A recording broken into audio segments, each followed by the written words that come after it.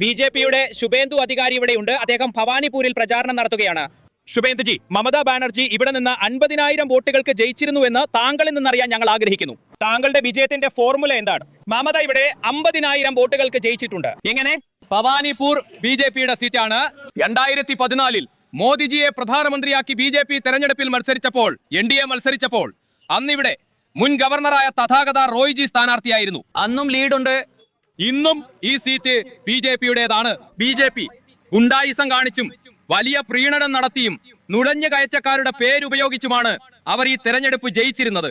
പക്ഷേ ഇപ്പോൾ SIR-ന് ശേഷം അവരുടെ സാഹചര്യം മുഴുവനായി മാറി.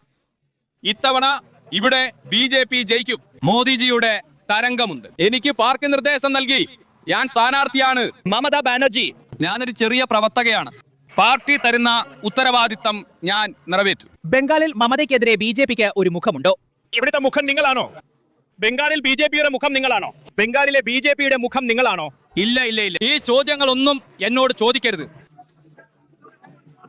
ഞങ്ങൾ തെരഞ്ഞെടുപ്പിനെ നേരിടുന്നത് മോദിജിയുടെ നേതൃത്വത്തിലാണ്. ഞങ്ങൾ പോരാടുകയാണ്.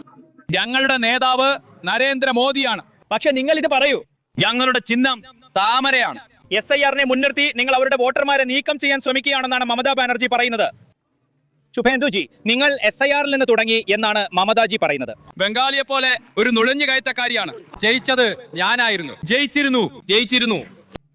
നിങ്ങൾ ഇതിനെക്കുറിച്ച് എന്തു പറയും? ഇതിനെക്കുറിച്ച് നിങ്ങൾക്ക് എന്ത് പറയാനുണ്ട്? വോട്ടർമാർ ഇയാൾക്ക് നൽകും. ശരി.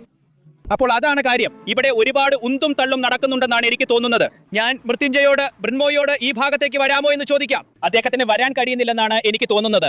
അതുകൊണ്ട് ഞാൻ ഇവിടെ റെക്കോർഡിംഗ് നിർത്തുകയാണ്. ശുഭേന്ദു അധികാരിക്ക് പറയാനുള്ളത് ഇതാണ്.